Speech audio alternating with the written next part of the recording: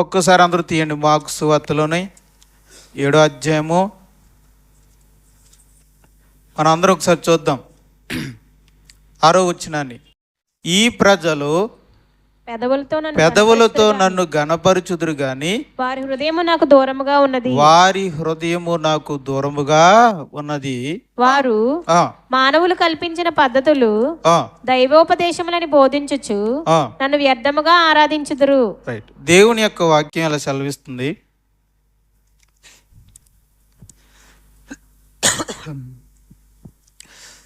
ఈ ప్రజలు, ఇది దేవుని ఆక్షేపణ. దేవుడు తన ప్రజల పట్ల ఆక్షేపణ చేస్తున్నాడు. ఏమనంటే, ఈ నా ప్రజలు పెదవులతో నన్ను గణపరుస్తున్నారు కానీ వాళ్ళ హృదయాలు నాకు దూరంగా ఉన్నాయి, కనుక వారు చేయు ఈ ఆరాధన వ్యర్థమైన ఆరాధన అంటున్నాడు. దేవుని పిల్లలు, దేవుని జనులు మీటింగ్స్కి రావడం, పెదవులతో గణపరచడం, నోటితో పాడడం, కానుకలను సమర్పించడం, భయభక్తులను పాటించడం, చూపించడం, బైబిల్ చదవడం, ఇవన్నీ కూడా పరిచర్య చేయడం, ఇవన్నీ కూడా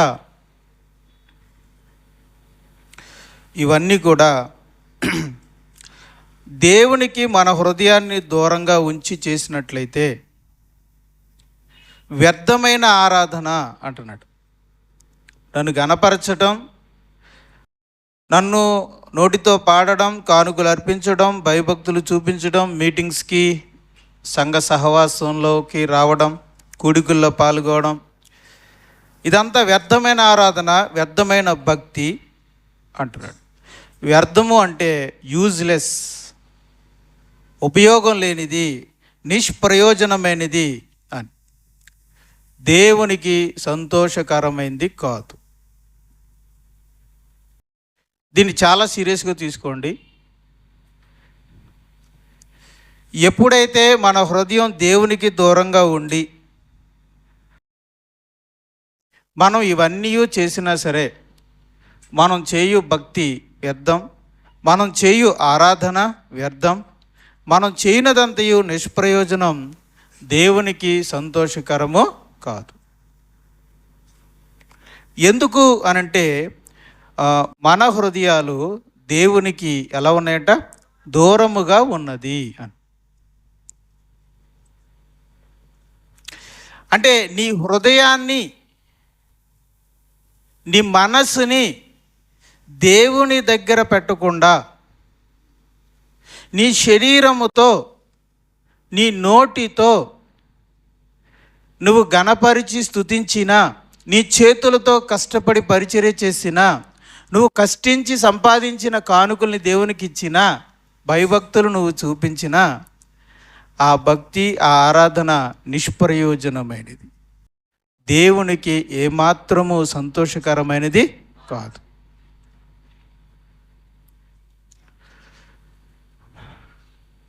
సమస్య ఏంటంటే, దేవుడు మన హృదయము దేవునికి దూరంగా ఉండటం సమస్య. దేవుడు కోరుకునేది ఏంటన్నమాట? అయితే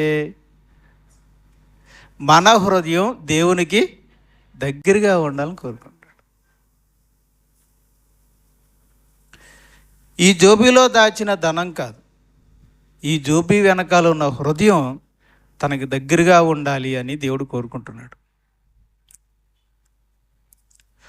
దేవుడు మన హృదయాన్ని కోరుకుంటున్నాడు. మన హృదయం దేవునికి దగ్గరగా ఉండాలి, దేవుడికి దగ్గరగా ఉండాలి. అప్పుడే నీవు పెదవులతో గణపరచు, నీ నోటితో పాట పాడు, నీ చేతులతో పరిచర్య చేయి, నీ జోబులోంచి కానుకలు వేయి, కూడికల్లో పాల్గొను, భయభక్తులు చూపించు. అప్పుడే అవన్నీ ప్రయోజనకరము, దేవునికి సంతోషకరం. లేనట్లయితే అవంతయు వ్యర్థం. ఇదే విషయాన్ని లేఖనాలు ఇది ముందుగా రాయబడిన విషయం. ఒకసారి అక్కడికి వెళ్దాం. యెషయా గ్రంథము 29వ అధ్యాయము 13వ వచనాన్ని ఒకసారి చూద్దాం. ప్రభు ఇలాగ సెలవిచ్చి ఉన్నాడు. యెషయా గ్రంథము 29:13 వచనం. ప్రభువు ఇలాగ సెలవిచ్చి ఉన్నాడు, ఈ ప్రజలు నోటి మాటతో నా యొద్దకు వచ్చుచున్నారు, పెదవులతో నన్ను గనపరుచున్నారు గాని తమ హృదయమును నాకు దూరం చేసుకుని ఉన్నారు. వారు నా ఎడ్ల చూపు భయభక్తులు మానవుల విధులను బట్టి వారు నేర్చుకొనినవి. నీ పిల్లలు దేవా, నీ పిల్లలు, నీ ప్రజలు, మేము నీ ప్రజలమైన మేము, నువ్వు నీ కుమారుని యొక్క శిలువ రక్తం చేత మమ్మల్ని రక్షించావు, రాజులేని యాజకులుగా చేసుకున్నావు, నీ కుమారుని రక్తంతో కడిగి మమ్మల్ని పరిశుద్ధపరిచావు, నిత్య జీవానికి వారసులను చేసావు, పరిశుద్ధమైన ప్రజలుగాను నీ సొత్తైన ప్రజలుగా నువ్వు చేసుకున్నావు, సంఘానికి రావాలన్నావు, అనుదినము ఆరాధించాలన్నావు. అలాగే మేమందరం కూడా సంఘముగా కూడుకుని నేను గణపరుస్తున్నాం, నిన్ను స్తుతిస్తున్నాం.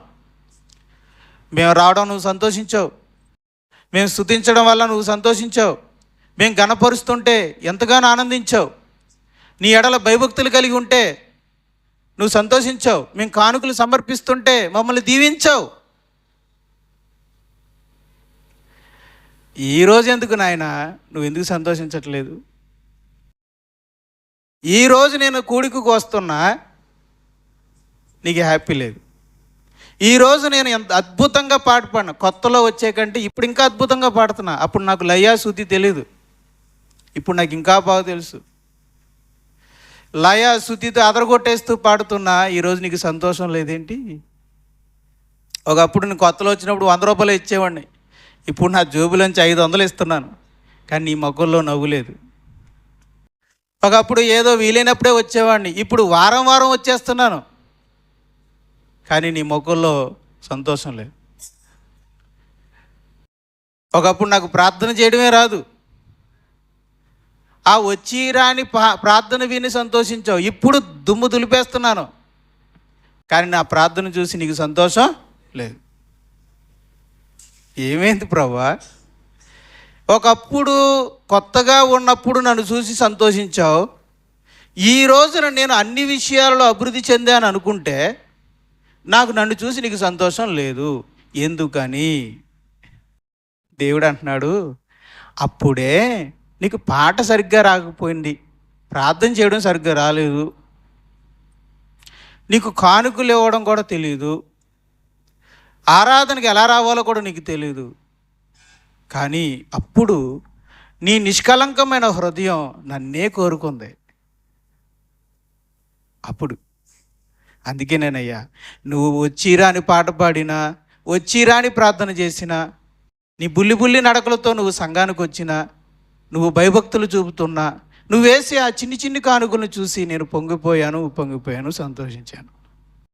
కానీ ఈరోజు అలా లేదు, నీ హృదయం మారిపోయింది. ఈరోజు నీ హృదయం నాకు దూరంగా వెళ్ళిపోయింది. అందుకే నువ్వు కమ్మగా పాడినా నాకు ఇంపుగా లేదు, నీ పెదవులతో నువ్వు నన్ను గనపరుస్తున్నా నాకు ఇనసొంపుగా లేదు, నువ్వు ఇంతంత కానుకలు ఇస్తున్నా నాకు ఆనందం లేదు, నువ్వు కష్టపడి నీ 2 చేతులతో కష్టపడుతున్నా, సంఘానికి వస్తున్నా నాకు సంతోషం లేదు. ఎందుకంటే నీకు మొదటిలో ఉన్న హృదయం ఇప్పుడు లేదు, నీ హృదయం ఇప్పుడు నా దగ్గర లేదు, నీ హృదయం ఇప్పుడు నా మీద లేదు, నా దగ్గర నుండి దూరంగా వెళ్ళిపోయింది. అందుకే నీ మీద నాకు సంతోషం కలగట్లేదు అంటున్నాడు. ప్రియ సహోదరి, ప్రియ సోదర, ఈరోజు దేవుడు నీ మీద ఆరోపణ చేస్తున్నాడు. మొదటి కాలంలో, మొదటి అనుభవంలో నీ హృదయం దేవునికి ఎంతో దగ్గరగా ఉంది కదా, నిజం. అప్పుడు నీకు ప్రార్థన రాదు, పాట రాదు, ఏమీ తెలియదు, ఒక చిన్న విశ్వాసివి. కానీ అప్పుడు నీ హృదయం చాలా దేవునికి దగ్గరగా ఉంది. ఇప్పుడు అన్నీ వచ్చాయి, కానీ నీ హృదయం దేవునికి దూరంగా ఉంది. ఆక్షేపణ చేస్తున్నాడు దేవుడు, నీ మీద ఆరోపణ చేస్తున్నాడు ఈరోజు. దాన్ని నువ్వు ఆలోచిస్తావా? దీన్ని నువ్వు ఒప్పుకుంటావా? ఒక్కసారి ఆలోచిస్తావా నిజంగానే? అయితే ఆలోచించు. నీ హృదయం అట దేవునికి దగ్గరగా లేదట, దూరంగా ఉంది అని. అక్కడ చూడండి, తమ హృదయమును నాకు దూరము చేసుకొని ఉన్నారు అన్నాడంటే ఇంతకుముందు ఎక్కడుందని? దగ్గరగా ఉందని. ఇప్పుడేమైందని? దూరం అయిపోయిందని. ఎక్కడికి వెళ్ళింది హృదయం? దేవుడే చెప్పాలి, నీ హృదయం ఎక్కడికి వెళ్ళింది ఈరోజు? ప్రియ సోదరా, ప్రియ సహోదరి, నా ఆత్మీయ మిత్రులారా, ఈరోజు మీ హృదయం దేవునికి దగ్గరగా ఉందా, దూరంగా ఉందా? ఒకప్పుడు దేవునికి దగ్గరగా ఉన్న మీ హృదయం ఎక్కడికి వెళ్ళిపోయింది? దేవునికి దూరంగా వెళ్ళిపోయింది. అదే ఎక్కడికి వెళ్ళిపోయింది? ఎక్కడికి వెళ్ళిపోయిందో ఒకసారి ఆలోచించండి. కొన్ని చూపిస్తాను. ఈ వాక్యమైన అర్థంలో మీ హృదయం ఎక్కడికి వెళ్ళిపోయిందో కొన్ని చూపిస్తాను. ఆ అర్థంలో మిమ్మల్ని మీరు చూసుకొని, ఒకవేళ అది నిజమైతే, అందులో ఏదో ఒకటి నిజమైతే తప్పగా ఈరోజు మిమ్మల్ని మీరు సరిదిద్దుకొని మీ హృదయాన్ని దేవుని దగ్గరికి మరలా తీసుకొస్తారని ఆశిస్తూ ఈ వాక్యాన్ని కొనసాగిస్తున్నాను. మొదటిగా మత్తయి సువార్త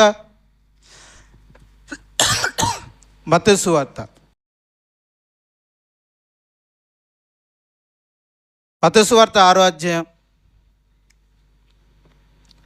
21వ వచనాన్ని ఒకసారి చూద్దాం. మత్తయి సువార్త నీ ధనం ఎక్కడ నుండునో, 6వ అధ్యాయము 21వ వచనం, నీ ధనము ఎక్కడ ఉండునో అక్కడనే నీ హృదయం ఉండును. అక్కడనే నీ హృదయము ఉండును. ఓ విశ్వాసి, ఓ సోదరా, నీ హృదయం ఎక్కడికి వెళ్ళిపోయిందో దేవుడు చెప్తున్నాడు. ఈ వాక్యం అనే అర్థంలో మిమ్మల్ని మీరు చూసుకోండి. ఒకవేళ నీ హృదయము ఈరోజు దేవునికి దూరంగా, ధనముకు దగ్గరగా దేవునికి దూరంగా వెళ్ళిపోయిందా? ఒకసారి అంటే ధనము, ధన వ్యామోహం మీద నీ మనసు పడ్డదా? నీ ఆత్మలో రక్షించబడినప్పుడు, నా ఆత్మ రక్షించబడింది చాలు, నేను దేవుని బిడ్డనయ్యాను, నాకు ఈ లోకములో నీవు తప్ప మరి నాకు ఈ లోకములో ఏదియూ నాకు అక్కరలేదు అన్న మనసు కలిగి ఉన్న నీవు ఈరోజు దేన్ని వెతుకుతున్నావు? ధనం మీద ఆశ పెట్టుకున్నావా? ధనాన్ని అర్జిస్తున్నావా? వేరు. ధనం మీద ఆశ పెట్టుకున్నావా? అది వేరు. మీ ఉద్యోగాల్లో మీరు ధనం సంపాదించుకుంటారు, భవిష్యత్తు తరాలకు కూడబెట్టుకుంటారు, అది వేరు. ధనమును సంపాదించడం నేరం కాదు. ధనం మీద వ్యామోహం పెట్టుకున్నావా? ప్రీతి పెంచుకున్నావా? ప్రేమ పెంచుకున్నావా? ఎక్కువ దాని గురించి ఆలోచిస్తున్నావా? అయితే నీ హృదయం ధనం దగ్గరికి వెళ్ళిపోయింది. అందుకే నీ హృదయం దేవునికి దూరంగా వెళ్ళిపోయింది. దేవునికి దూరంగా వెళ్ళిపోయిందంటే అర్థం ఏంటి తెలుసా? దేని దగ్గరకు వెళ్ళిపోయిందని అర్థం. దేని దగ్గరికి అని దేవుడు చెప్తున్నాడంటే, నీ హృదయం ధనము దగ్గరికి వెళ్ళిపోయింది అంటున్నాడు. ధనము, ధన వ్యామోహం. సాధారణంగా విశ్వాసులకి ధనము, ధన వ్యామోహం పెద్ద ఉండదు. కానీ లోకంలోకి వెళ్ళాక, మనుషులను చూశాక వాళ్ళతో పోల్చుకొని, నేను ఎలా ఉండడం ఏంటి, అల్లాగా ఉండాలి, అలకలాగా ఆ ఇల్లు, ఆ డ్రెస్ మెయింటింగ్, లేదంటే ఆ సెల్ ఫోన్, లేదంటే ఆ కారు, లేదంటే ఆ వెహికల్, ఈ పోల్చుకోవడం ద్వారా నేను అని ధన వ్యామోహం మీద విశ్వాసి కూడా ఏం పడతాడు? మనసు పడతాడు. పరిగెట్టడం మొదలెడతాడు. ఒకప్పుడు నడిచేవాడు ఇప్పుడు పరిగెట్టడం మొదలెడతాడు. ఎందుకు ఈ పరుగు? ఈ మధ్యన నీ మనసు దేవుని మీద నుంచి ఎక్కడికి వెళ్ళింది? ధనం మీదకి వెళ్ళింది. అందుకే ఈ పరుగు. చూడండి, యోబు గ్రంథము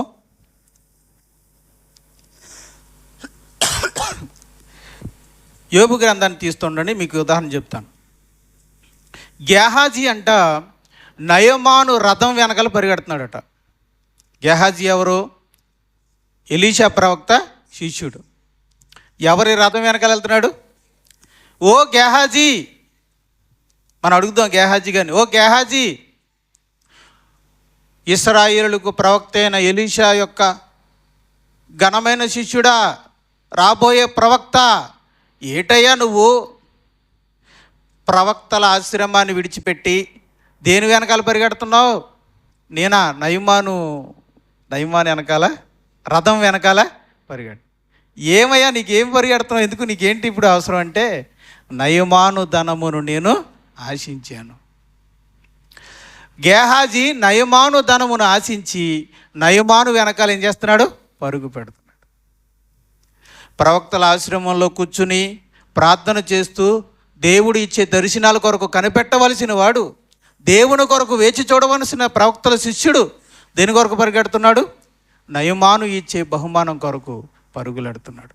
అంటే గేహాజీ యొక్క మనసు దేవునికి దూరంగా వెళ్ళింది, నయమాను ఇచ్చే ధనానికి దగ్గరగా వెళ్ళింది.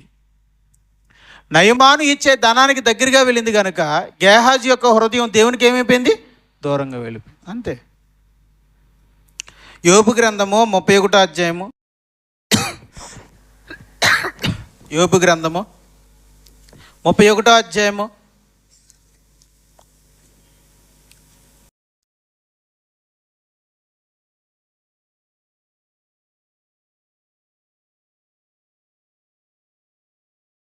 31వ అధ్యాయం 24వ వచనం. ఎడల సువర్ణము నాకు ఆధారం అనుకుని ఎడల, అంటే బంగారం నాకు ఆధారము అని అనుకుని ఎడల, నా ఆశ్రయము నీవే అని, నా దిక్కు నీవే అని మేలిమి బంగారముతో నేను చెప్పిన ఎడలను ఆస్తి గొప్పదని గాని, నా ఆస్తి గొప్పదై అని గాని, నా చేతికి విస్తారము సొత్తు దొరికినని గాని నేను సంతోషించిన ఎడ్లను, సూర్యుడు ప్రకాశించినప్పుడు నేను అతనినే గాని, చంద్రుడు మిక్కిలి కాంతి కలిగి నడుచుచుండగా అతన్నే గాని చూచి నా హృదయం రహస్యంగా ప్రేరేపించబడి వారి తట్టు చూచి నా నోరు ముద్దు పెట్టిన ఎడలను పరమనున్న దేవుని దృష్టికి నేను వేషధారిని అవుదును. ఇక్కడ యోబు గారు చాలా మంచి విషయాన్ని దేవుని ఆత్మ చేత రాస్తున్నారు. కాబట్టి ప్రియమైన దేవుని వల్ల యోబు ధనవంతుడు, చాలా ఆస్తి ఉంది, బంగారం ఉంది, వెండి ఉంది, దాసదాసీలు ఉన్నారు, ఒంటెలు ఉన్నాయి, ఆవులు ఉన్నాయి, గొర్రెలు ఉన్నాయి, మేకలు ఉన్నాయి, గాడిదలు ఉన్నాయి. చాలా ఆస్తిపరుడైన ఆయన ఆస్తిపరుడు అంటున్నాడు, నేనేనాడు వాటిని చూసి సంతోషించలేదు. వాటిని చూసి ఇవి నాకు ఆధారం, ఇవే నాకు ఆశ్రయం, ఇవే నాకు దిక్కు, నా భవిష్యత్తు ఇవే అని ఎప్పుడు నేను అనుకోలేదు. వాటిని నేను చూసి అప్పుడప్పుడు చూసుకొని వాటికి నేను ముద్దు పెట్టలేదు అని. ప్రియ సోదరా, ఒకవేళ నువ్వు ముద్దు పెడుతున్నామో, నీ హృదయం రహస్యంగా ప్రేరేపించబడి ధనాన్ని ముద్దు పెడుతుందేమో. దేన్ని ముద్దు పెడుతుంది నీ హృదయం? బీరువాలో నువ్వు దాచిన ధనమా? బ్యాంకులో దాచుకున్న, అకౌంట్లో దాచుకున్న ధనమా? దేన్ని ముద్దు పెడుతుంది? నీ ఆస్తిని ముద్దు పెడుతుందా? గొర్రెలను చూసి ఎప్పుడు ముద్దు పెట్టలేదు ఆయన మనసులో. అంటే ఆయన హృదయం గొర్రెల వైపుకి వెళ్ళిపోలేదు, ఆయన హృదయం మేకల వైపుకి వెళ్ళలేదు, ఆయన హృదయం ఒంటిల మీదకి వెళ్ళలేదు. అవన్నీ కలిగి ఉన్నాడు ఆయన, అవన్నీ సంపాదిస్తున్నాడు, కానీ వాటి మీదకి తన హృదయాన్ని వెళ్లకుండా చూసుకున్నాడు. మరి నీవు నీ హృదయం నీ బీరువాలో ఉన్న ధనం మీద, లేదంటే నీ యొక్క ఆభరణాల మీద, బంగారం మీదకి నీ మనసు వెళ్ళిందా? ఒకవేళ నీ బీరువాలో దాచుకున్న, సరుకులో దాచుకున్న చీరల మీదకి వెళ్ళిపోయిందా నీ మనసు? ఒకవేళ నీ ధనం మీదకి వెళ్ళిపోయిందా? ఒక్కసారి ఆలోచించుకోండి. మీ హృదయం రహస్యముగా ప్రేరేపించబడి ధనము మీద కానీ, బంగారం మీద కానీ, వస్త్రాల మీద కానీ, చీరల మీదకి కానీ ఒకవేళ వాటిని ముద్దు పెట్టుకుంటుందేమో, వాటికి దగ్గరైపోయిందేమో ఆలోచించండి. ఒకవేళ మీ మనస్సు రహస్యంగా వాటికి దగ్గరైపోతే ఆటోమేటిక్గా దేవునికి దూరం అయిపోతుంది. ఈరోజు దేవునికి మీ హృదయం దూరం అవడానికి గల కారణం ఇదే అయితే, దయచేసి మీకు మరలా దేవునికి దగ్గరగా వెళ్ళాలి అని అనుకుంటే, లేదండి నాకు ఇదే కంఫర్ట్గా ఉంది, నేను ఇలాగే జీవిస్తాను, వేషధారిగానే బతుకుతాను, వ్యర్థంగా ఆరాధిస్తాను అని ఒకళ్ళు మీరు అనుకుంటే మీ జీవితాన్ని మీరు కొనసాగించండి. ఏంటి ఎంత బతికి వేషధారిగాను వ్యర్థమైన ఆరాధన చేయడం ఏంటి? దీనిగా నేను రక్షించబడింది. దిక్కుమాలి జీవితంలో మరి అలా కచ్చిచ్చి అలా వద్దు నాకు. లేదు, నేను దేవుణ్ణి సంతోషపెట్టాలి. నా ఆరాధన అర్థవంతమైన ఆరాధన కావాలి. నా భక్తిలో అర్థం ఉండాలి. నా క్రైస్తవ జీవితం దేవుణ్ణి సంతోషపెట్టాలని ఒకళ్ళు మీరు అనుకుంటే, ధనము దగ్గరికి వెళ్ళిన మీ మనస్సుని విషయంలో పశ్చాత్తాపడి మీరు మీ హృదయాన్ని దేవుని దగ్గరికి తీసుకురండి.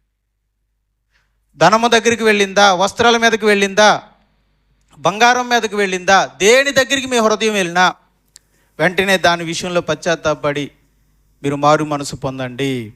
అప్పుడు మీ హృదయం దేవుని దగ్గరికి వస్తుంది. చెప్పండి, ప్రభువా, నా ధనం నీకంటే ఎక్కువ కాదు తండ్రి. నా వస్త్రాలు, నా చీరలు నీకంటే ఎక్కువ కాదు నాయనా.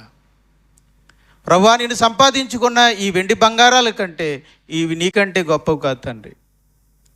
నీకంటే ఈ ధనార్జన నాకు ఎక్కువ కాదు అని చెప్పగలిగితే మరలా మీ హృదయం దేవునికి దగ్గరగా అవుతుంది. అప్పుడు మీరు చేయు ఆరాధన దేవునికి సంతోషకరమైన ఆరాధన అవుతుంది. ఇక రెండో విషయానికి వెళ్తాం. దేవుని వాక్యం సెలవిస్తుంది, వారి హృదయములు దేవునికి దూరముగా చేసుకొని ఉన్నారు. ఒకటి చెప్పాను, ఇప్పుడు రెండోది చూడండి. మత్తయి సువార్త 5వ అధ్యాయం. మత్తయి సువార్త 5వ అధ్యాయం 28వ వచనం. మత్తయి సువార్త 5వ అధ్యాయము నేను మీతో చెప్పినదేమనగా 28వ వచనము. నేను మీతో చెప్పినదేమనగా ఒక స్త్రీని మోహపు చూపుతో చూచు ప్రతివాడు అప్పుడే తన హృదయమందు ఆమెతో వ్యభిచారం చేసిన వాడగును. అంటే ఒక పురుషుడు ఒక స్త్రీని చూస్తూ మోహపు చూపులు చూశాడు అంటే తన హృదయంలో ఏం చేస్తున్నాడు?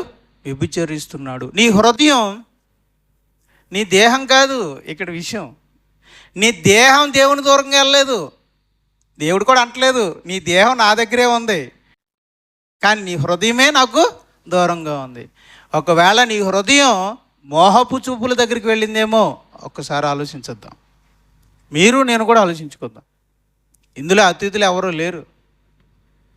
స్త్రీలని పురుషులని ఎవరు అతిథులు కాదు. పెళ్ళి కాలేదని, పెళ్ళి అయ్యిందని, యవనస్తులమని ఏ భేదమో లేదు, పెద్దవాళ్ళని ఏమీ లేదు ఈ విషయంలో. ప్రియమైన దేవుని వారలారా, మీ హృదయము నా హృదయము ఒకవేళ మోహపు చూపుల దగ్గరికి వెళ్ళిపోయిందేమో. యోబు గ్రంథము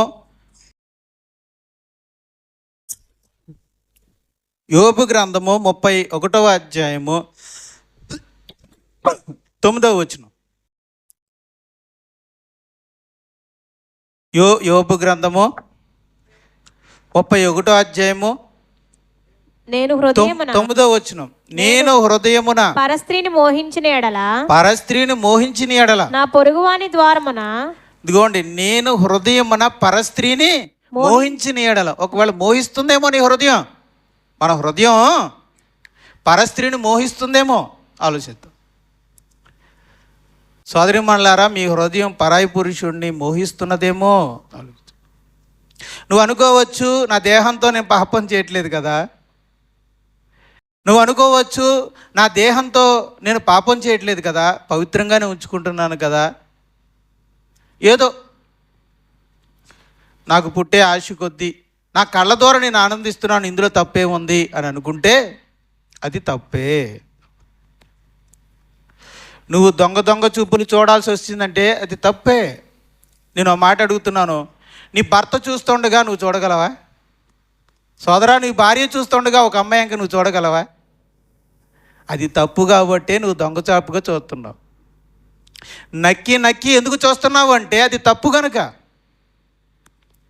మీ అందరికీ తెలుసు, మీ హృదయాలు క్రీస్తు రక్తంతో కడగబడ్డాయి. చూసిన తర్వాత ఏమనిపిస్తుంది మీకు? నేను ఎందుకు ఇలా చూశాను అని మీకు అనిపిస్తుందా లేదా? అది పరిశుద్ధాత్ముడు చేసే దోషారోపణ. నువ్వు చేసేది తప్పు గనక, నువ్వు చూసేది తప్పు గనక పరిశుద్ధాత్మ దేవుడు చెప్తాడనమాట, నువ్వు తప్పు చేస్తున్నావని. అందుకే చూసినంతసేపు బాగానే ఉంటుంది, కానీ చూసిన తర్వాత చాలా బాధ అనిపిస్తుంది. నువ్వు విశ్వాసి అయితే. విశ్వాసి కాకపోతే హృదయంలో ఏ ఘర్షణ ఉండదు. ఏమీ ఉండదు, లోపల నుంచి సౌండ్ ఏం రాదు. నువ్వు నిజంగా విశ్వాసం అయితే నీ ఆత్మ ఇంకా బతికే ఉంటే గోల పెడుతుంది, నువ్వు ఎందుకు ఇలా చూస్తున్నావని. ప్రేమైన దేవుని వారలారా, నేను అది జాగ్రత్తగా చూసుకోండి ఈ విషయంలో. ఇంకొక విషయం కూడా చెప్తున్నాను, ఊళ్ళో వాళ్ళందరినీ అలా చూస్తున్నారని నేను అన్నాను, సంఘంలో ఉన్న వాళ్ళని చూస్తున్నారేమో అని నేను అన్నాను. కానీ నీ ఇంటి పక్కన ఉన్న వ్యక్తిని లేదా ఎదురింటి పక్కన ఉన్న వ్యక్తిని, నీకు నచ్చిన వ్యక్తిని నువ్వు చూస్తున్నావేమో అనేది నా ఉద్దేశం. అంటే నేను ప్రపంచంలో అందరిని చూడలేదండి, ఎవరినో ఒక్కరినండి, ఆ ఒక్కరు చాలు మనం కాలిపోవడానికి. ఒక్క స్త్రీ చాలు. దావీదు గారు 100 మందిని చూడలా, ఒక్క స్త్రీనే, ఒక్క పరాయి స్త్రీనే చూశాడు. చూస్తే ఆయన భక్తి జీవితం అంతా కాలిపోయింది. దావీదు గారు బెత్షెబాను చూశారు, మోహపు చూపులో పడ్డాడు. ఆయన హృదయం ఎవరికి దగ్గర అయింది? బెత్షెబాకు దగ్గర అయింది, దేవునికి దూరం అయిపోయింది. మరలా నాతాను ప్రవక్త వచ్చి గద్దించేదాకా దావీదు మరలా దేవుని దగ్గరికి రాలేకపోయాడు. కనుక మోహపు చూపులు కూడా మనల్ని, మన హృదయాన్ని దేవునికి దూరంగా తీసుకెళ్ళిపోతాయి. మోహపు చూపులే కదా అని, ఇందులో తప్పేముందని అనుకోవద్దు. ఇది రహస్యమైన పాపం. పోరాడండి, మోహపు చూపులపై పోరాటం చేయాలి. లొంగిపోవద్దు.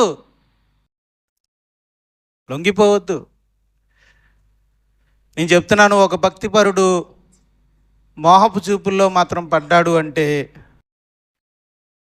క్రమక్రమంగా క్షీణించిపోతాడు. దానికి ఉదాహరణ దావీదు గారే. పాపం తేరగా ఆయన దొరికాడు మనకి. యాక్చువల్గా ఏంటి, మనందరం ఎగ్జాంపుల్స్. కానీ ఏంటంటే మనం చెప్పుకోలేని ధైర్యంగా మన జీవితాలు అలా ఉన్నాయని. కానీ తేరగా దావీదు గారు దొరికారు కనుక ఆయన పెట్టేద్దాం. ఎందుకంటే మరి ఆయనే కదా మరి మనకి తేరగా దొరికింది. కనుక దావీదు గారు మోహపు చూపులు చూశారు, భక్తి జీవితంలో అధోపాతానికి వెళ్ళిపోయాడు. అలాగే మీరైనా, నేనైనా, ఎవరైనా సరే, మీరు మోహపు చూపులు చూడడం మొదలు పెడితే మీరు భక్తి జీవితంలో అలాగే తెగజారిపోతారు. చాలా జాగ్రత్త. మరండి శోధన రాదండి? ఎందుకు రాదు? యవనస్తులు మొదలుకొని పెద్దవారి వరకు అందరికీ శోధనలు వస్తాయి. దేవుని వాక్యం చెప్తుంది, జార స్త్రీకి దూరంగా పారిపోము అని. నిన్ను ఎవరు శోధిస్తున్నారో వారికి దూరంగా ఉండు, నీ తల తిప్పుకో, వ్యర్థమైన వాటిని చూడకుండానట్లు నా కన్నులను త్రిప్పువేమో అన్నాడు. తిప్పేసుకోవడమే. సాతానుని ఎదురించుడి, వాడు మీ వద్ద నుండి, జార స్త్రీని ఎదిరించుడి అన్నాడా? నువ్వే పారిపో అన్నాడు. ఇప్పుడు ఎవరు బలవంతులు చెప్పండి? నిన్ను శోధించే స్త్రీయా, నిన్ను శోధించే సాతానా? వీళ్ళిద్దరిలో ఎవరు బలవంతులు? నిన్ను శోధించే స్త్రీయే బలవంతురాలు. మరి బైబిల్ అదే అన్నాడు, సాతానికి ఎదురెళ్ళు అన్నాడు. కానీ నిన్ను శోధించే స్త్రీకి దూరంగా పారిపోమన్నాడంటే ఎవరు డేంజర్ అని? వీళ్ళిద్దరిలో నిన్ను శోధించే స్త్రీయే నీకు డేంజరు. మరి ఏం చేస్తావు? ఆవిడ ఈ సందత్తే నువ్వు ఆ సందంటే వెళ్ళాలి, అంతేగా. నిన్ను ఏ పురుషుడైతే శోధిస్తున్నాడో ఆ పురుషుడికి దూరంగా ఉండు, కళ్ళు మూసుకో. ప్రేమైన దేవుని వారలారా, ఈరోజు మీ అందరికీ తెలియజేస్తున్నమాట, ఒకవేళ మీ హృదయం మోహపు చూపుల ద్వారా మోహపు చూపులు అనే పాపానికి దగ్గరయ్యి దేవునికి దూరం అయ్యిందేమో ఒకసారి చెక్ చేసుకోండి. ఒకవేళ అటువంటి ప్రమాదంలో ఉండుంటే నేను చెప్తున్నాను ఒక సోదరుడిగా, ఈరోజు దేవుని దగ్గర క్షమాపణ అడిగి, ప్రభువా దాని మీద నాకు గెలుపు నువ్వు అని పాదాలు పట్టుకుని వదలకండి. ఆ మోహపు చూపుల మీద గెలుపునొచ్చేదాకా దేవుని పాదాలని వదలొద్దు. అప్పుడు మీ హృదయం ఆ స్త్రీ మీద నుంచి, ఆ పురుషుడి నుంచి ఎక్కడికి వస్తుంది? దేవుని దగ్గరికి వస్తుంది. 3వ పాయింట్, యాకోబు రాసిన పత్రిక. యాకోబు రాసిన పత్రిక 4వ అధ్యాయము 16వ వచనం. ఇప్పుడైతే మీరు మీ డంబములు యందు అతిశయపడుచున్నారు. మరి అప్పుడైతే, ఒకప్పుడు మీకు ఈ డంబం లేదు, మీకు అతిశయం లేదు, నేను కదా పాడుతున్నాను, నేను కదా ప్రార్థిస్తున్నాను, నేను కదా ఎంత గొప్పగా వాక్యం చెప్తున్నాను, నేను కదా ఎంత గొప్పగా మరి డ్రెస్అప్ అయ్యాను, నేను కదా ఇంత గొప్పగా మరి పరిచర్య చేస్తున్నాను అనే డంబం నీలో లేదు, గర్వము నీలో లేదు. కానీ ఇప్పుడు నీ హృదయం డంబం మీదకిని గర్వపడటం మీదకిని వెళ్ళిపోయింది. ఇందులో ఎవరు అతిథులు కాదండి. ప్రసంగం చేస్తున్న నేను కూడా ఒక ఎపిసోడ్ అదే టైప్ అయిపోయాను. ప్రసంగం ఎవరి కోసం చేయాలి? నేను దేవుని కోసం, దేవుణ్ణి సంతోషపెట్టడం కోసం చేయాలి. ఎలా మారిపోయామంటే వినువారిని సంతోషపెట్టేవారుగా మారిపోయాం. అప్పుడంటే ఏంటి అయిపోయింది? నేను మనుషుల వలన ఘనత పొందాలనుకుంటున్నాను, డంబం కోరుకున్నాను. అంటే నా హృదయం దేవుని దగ్గర నుంచి ఎడగలింది, డంబం దగ్గరికి వెళ్ళింది. డంబం కోరుకుంటున్నారా? మత్తయి సువార్త 6వ అధ్యాయము 2వ వచనం 3వ వచనం. మత్తయి సువార్త 6వ అధ్యాయం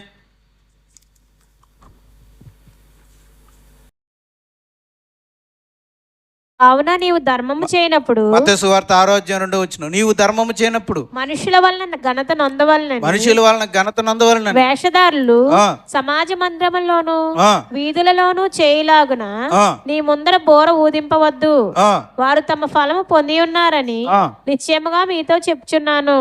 వేషధారులు వాళ్ళ హృదయంలో ఏమనుకుంటారు? మనుషుల వలన ఘనత పొందాలి. వాళ్ళ ప్రార్థన ఎందుకు నలుగురు మధ్య చేయాలనుకుంటారు? వాళ్ళ ప్రార్థనలు నలుగురు ఎందుకు చూడాలనుకుంటారు? వారి ఉపవాస ప్రార్థన నలుగురు ఎందుకు చూడాలనుకుంటారు? వారు చెయ్యి దాన ధర్మములు నలుగురు ఎందుకు చూడాలనుకుంటారు? వారు చెయ్యి పరిచర్యను నలుగురి మధ్య ఎందుకు చేయాలనుకుంటారు? వాళ్ళు చేసే ప్రసంగాలు ఎక్కువ మంది ఉన్నప్పుడే చేయాలని ఎందుకు అనుకుంటారు? ఎందుకంటే వారు మనుషుల వలన ఘనత నొందవలనని. అంటే ఆ వేషధారుల హృదయం ఎక్కడికి వెళ్ళిపోయింది? పాడే పాట మీద కంటే ఈ పాట ద్వారా మేము కనపరచబడాలనే కోరిక మీదకి వెళ్ళిపోయింది. ఒకప్పుడు కొత్తలో విశ్వాసిగా దేవుని కోసం పాడావు, ఇప్పుడు నువ్వు మనుషుల కోసం పాడుతున్నావు.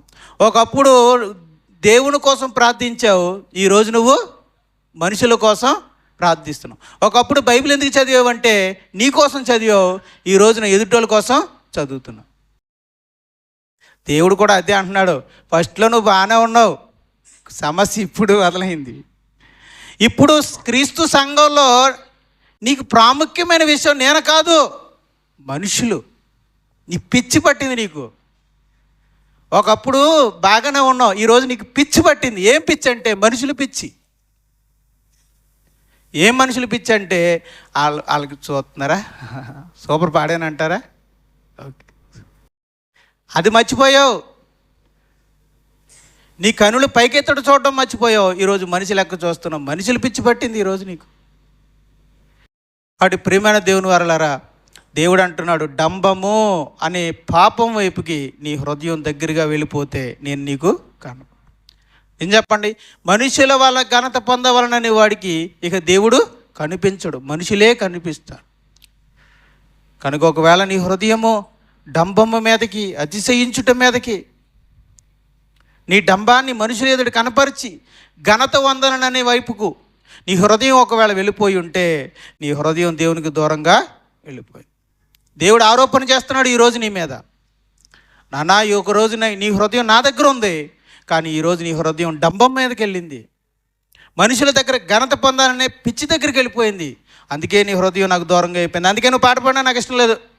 నువ్వు ఎంత గొప్పగా ప్రార్థన చేయి, నువ్వెంతగా బోధించు, నువ్వెంత గొప్పగా పరిచర్య చేయి, నీ హృదయం నాకు దూరంగా పెట్టుకుంటే నువ్వు నాకు నచ్చలేదు అనేస్తున్నాడు దేవుడు. అదే చెప్తున్నాడు అక్కడ, వ్యర్థమైన ఆరాధన అంటున్నాడు. దేవుని మనం మోసం చేయలేం ప్రియమైన దేవుని వాళ్ళు. సో 4వ వచనం, 4వ పాయింట్ చూద్దాం. సౌలు మహారాజు దేవుణ్ణి చూసినంత, దేవుని వలన ఘనత పొందినంతసేపు బాగానే ఉన్నాడు. మనుషుల ఘనత పొందాలనుకున్నప్పుడు పతనం అయిపోయాడు. అలాగే మనం కూడా అంతే. 4వ పాయింట్, ఎఫెసీయులకు రాసిన పత్రిక 5వ అధ్యాయం 15వ వచనాన్ని ఒకసారి చూద్దాం. ఎఫెసీయులకు రాసిన పత్రిక, దినములు చెడ్డవి గనుక, ఎఫెసీయులకు రాసిన పత్రిక 5వ అధ్యాయము 15వ వచనం, దినములు చెడ్డవి గనుక, దినములు చెడ్డవి గనుక మీరు సమయమును పోనీయక సద్వినియోగము చేసుకొనుచు. అలాగే కొలస్సీయులకు రాసిన పత్రిక 4వ అధ్యాయం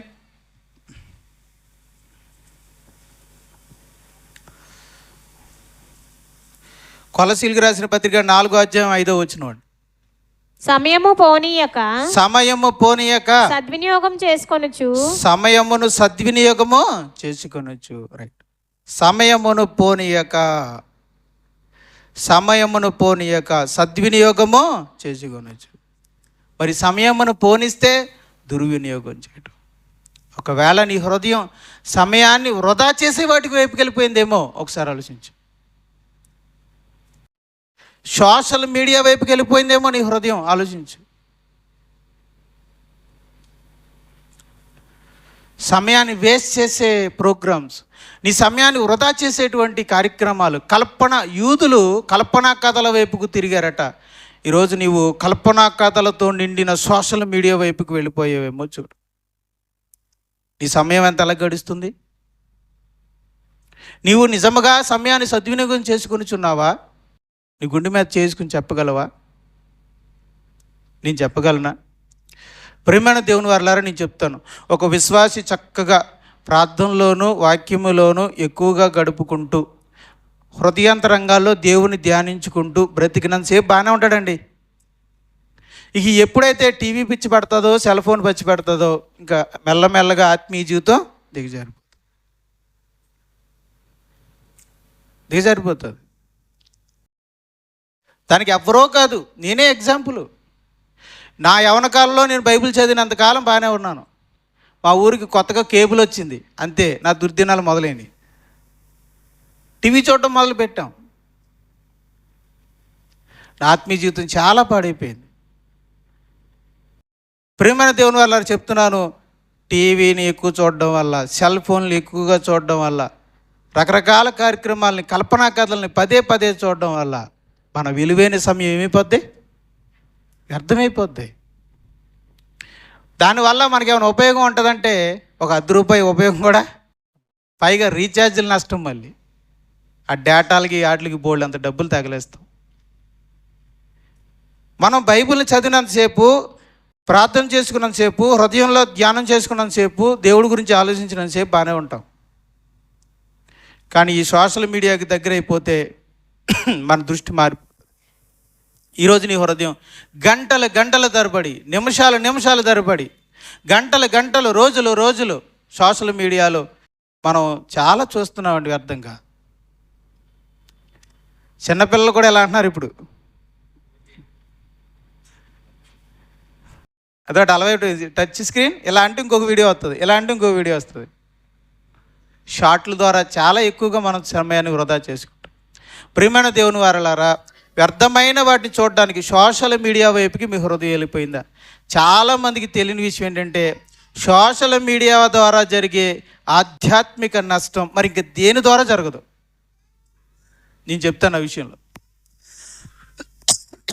సోషల్ మీడియా ద్వారా జరిగే నష్టం, ఆత్మీయ జీవితానికి కలిగే నష్టం ఇంక దేని ద్వారా జరగదండి. అంత దారుణంగా పతనం చేస్తుంది.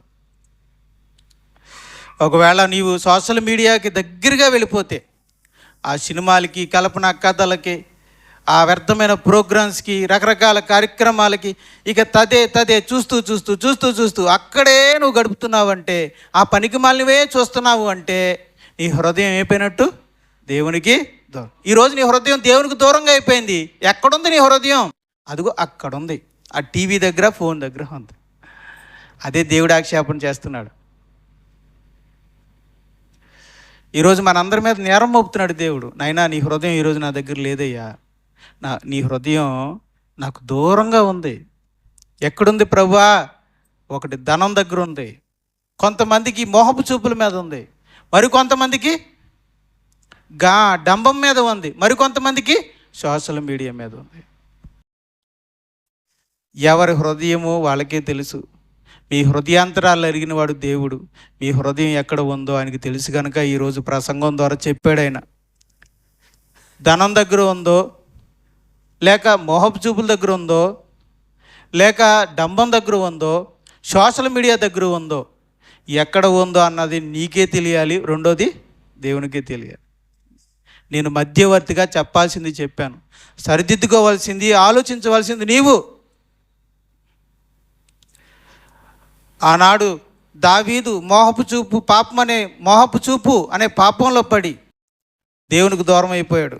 నాతాన్ అనే ప్రవక్త వచ్చాడు, అయ్యా నీ హృదయం దేవునికి దూరంగా వెళ్ళిపోయింది, మోహపు చూపుల్లో పడిపోయింది అని చెప్పినప్పుడు, అయ్యో నేను పాపిని అని ఆ సింహాసనం నుంచి కిందకి దిగి తన వస్త్రాల్ని చింపుకొని దులిపోసుకొని, అయ్యో నేను దౌర్భాగ్యుడనయ్యా, నేను ఘోర పాపం చేశాను అని పశ్చాత్తాపడ్డాడు. మరలా పశ్చాత్తాపడి మరలా తన హృదయం దేవుని దగ్గరికి వచ్చేదాకా దేవుని పాదాలను విడిచిపెట్టలేదు. ఈరోజు ప్రియమైన దేవుని వారలారా, మీరు మీ హృదయం దేవునికి దూరం అయ్యి దేనికి దగ్గర అయ్యిందో మీకే తెలియాలి. ఈరోజు ఈ వాక్యం ద్వారా దేవుడు మీతో మాట్లాడుతున్నాడు. దానికి నీ జవాబు ఏంటి? దానికి మీ జవాబు ఏంటి? మీ ఇష్టము, మీరు ఎలా జీవించాలి. దేవునికి దూరంగా బ్రతకడమే నాకు కంఫర్ట్గా ఉందండి, ఇలాగే జీవిస్తాను ఒక వేషధారిగా, లేకపోతే ఒక వ్యర్థమైన ఆరాధన చేసుకుంటూ అలాగా ఈ జీవితకాన్ని అలా మెల్లగా గడిచిపోతానండి అని అంటే అది మీ ఇష్టం. లేదండి, నాకు ఒక అర్థవంతమైన జీవితం కావాలి, నాకు అస్సలైన క్రైస్తవ జీవితం కావాలి, నా దేవుని హృదయానికి నేను దూరం అయిపోయాను, మరలా నా హృదయం దేవుని దగ్గరికి వెళ్ళాలనుకుంటున్నానండి అని అనుకుంటే, మీ హృదయంలో ఉన్న అసలైన కారణం ఏంటో ఈరోజు గ్రహించి, దేని వలన మీ హృదయం దేవునికి దూరం అయిపోయిందో గ్రహించుకున్నవారైతే ఆ విషయంలో దేవుని పాదాల దగ్గర మొరపెట్టండి. ఈరోజు మొదలు పెట్టండి, ప్రతిరోజు ప్రార్థన చేయండి. దాని మీద అక్కడికి వెళ్ళిపోయిన మీ హృదయం మరలా ఇక్కడికి వచ్చేదాకా దేవుని పాదాలని విడిచిపెట్టు. అది పట్టుదలంటే. ప్రార్థనలో పోరాడుచున్నాడు ఎపఫ్రోదితు అన్నాడంటే, పోరాటం అంటే ఏంటి? ఎక్కడికో పాపం దగ్గరికి వెళ్ళిపోయిన హృదయాన్ని మరలా తీసుకొచ్చి దేవుని పాదాల దగ్గర పడేసేంత వరకు దేవుని పాదాలను విడిచిపెట్టకుండా ప్రార్థన చేయడాన్ని పోరాటం అంటారు. అది ప్రార్థనా పోరాటం అంటే. ఈరోజు విన్న వాక్యం తర్వాత మీరు ఆలోచించినట్లయితే, ప్రార్థన చేయడానికి ఇష్టపడినట్లయితే దయచేసి మోకరించండి, ప్రార్థన చేసుకుందాం.